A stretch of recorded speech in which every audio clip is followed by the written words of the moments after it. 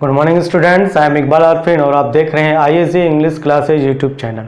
Preposition about के बारे में आज डिस्कस करने वाला हूँ, उसका यूजेस बताने वाला हूँ आप सब लोगों को।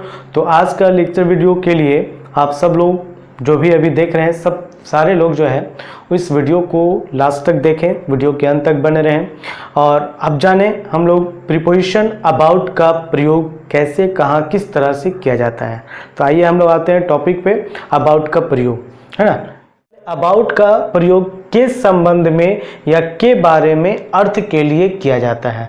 जहां जिस वाक्य में इस तरह का भाव के बारे में या के संबंध में भाव स्पष्ट हो, वैसे जगहों पे वैसे के लिए हम अबाउट प्रीपोजिशन का प्रयोग करते हैं। जैसा कि I can not say about him, मैं उसके बारे में कह नहीं सकता या मैं उसके संबंध में कह नहीं सकता। के बारे में या के संबंध में अर्थ को बताने के लिए अबाउट का प्रयोग करेंगे। उसी तरह एक और एग्जांपल लिख सकते हैं, टेल मी अबाउट हिम, मुझे उसके बारे में बताएं या मुझे उसके संबंध में बताएं।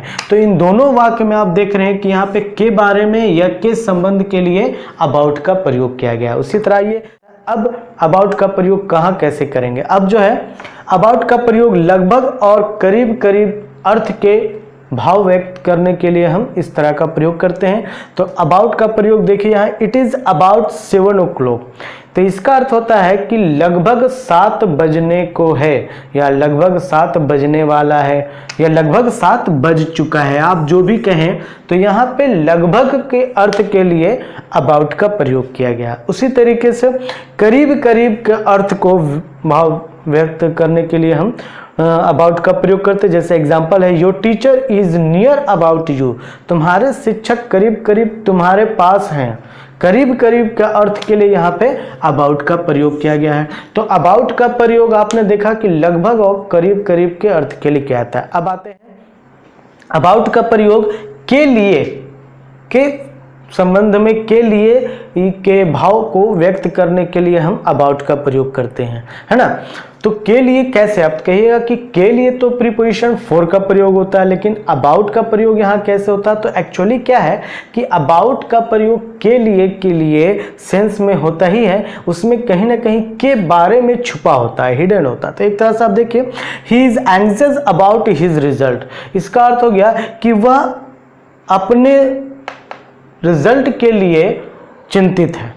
रिजल्ट के लिए चिंतित है या रिजल्ट के बारे में चिंतित है। तो यहाँ पे दोनों अर्थ निकल रहा है। के बारे न कहकर डायरेक्ट ये कहा जा सकता है कि वह अपने रिजल्ट के लिए चिंतित है। तो यहाँ पे अबाउट का प्रयोग के लिए अर्थ के लिए किया गया। उसी तरह से दूसरा example, you are excited about singing, तुम गाने के लिए उत्तेजित हो।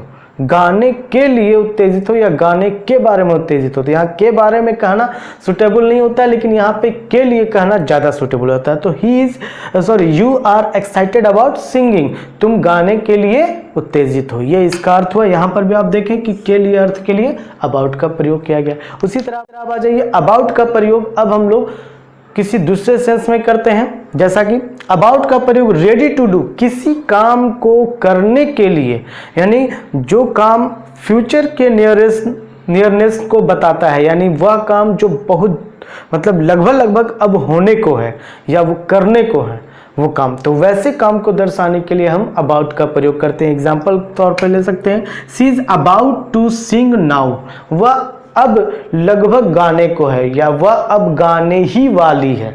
तो इस तरह से अर्थ के लिए हम यहाँ पे अबाउट का प्रयोग करेंगे। अब ये दूसरा sentence, the bus is about to start, the bus is about to start का अर्थ हो गया कि बस अब खुलने को ही है या बस अब खुलने ही वाली है।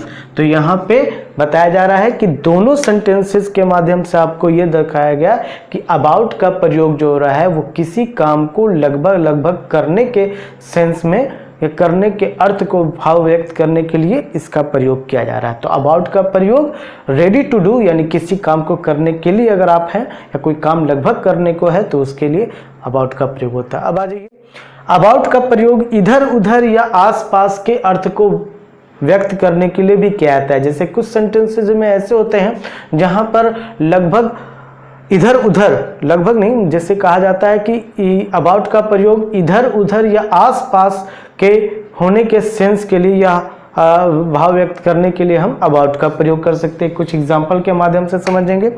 ही is walking about the village, अर्थ होता है कि वह विलेज के आसपास या विलेज के इधर उधर यानी गांव के इधर उधर या गांव के आसपास टहल रहा है।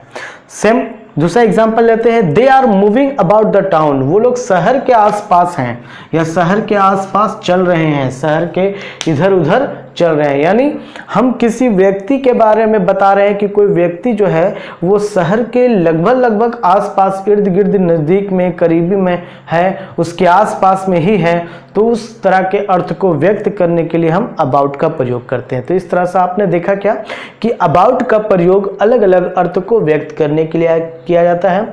और इस तरीके से हम लोग आज अबाउट का प्रीपोजिशन अबाउट का प्रयोग हम लोग पढ़ें। अब नेक्स्ट इसके बाद हम लोग एक और प्रीपोजिशन के साथ आएंगे, एक नए प्रीपोजिशन के साथ। तो आज के लिए इतना ही।